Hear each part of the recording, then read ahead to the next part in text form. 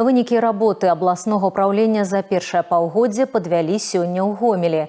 Аператыўную нараду правёў міністр па надзвычайных сітуацыях Вадзім Сіняўскі.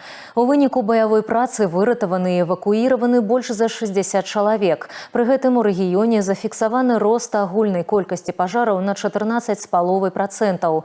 На статыстыку шмат у чым паўплывалі анамальна нізкія тэмпературы паветра ў пачатку года. Если бы не этот январь, то по большому счету сработали на хорошо и отлично.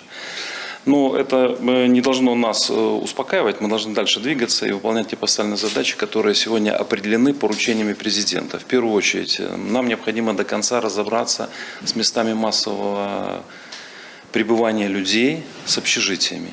Эта работа ведется кропотливая вместе с органами исполнительной власти, которые сегодня определены как соисполнителями этого поручения президента. Па выніках нарады выратавальнікі вызначылі прыярытэтныя задачы на наступны перыяд.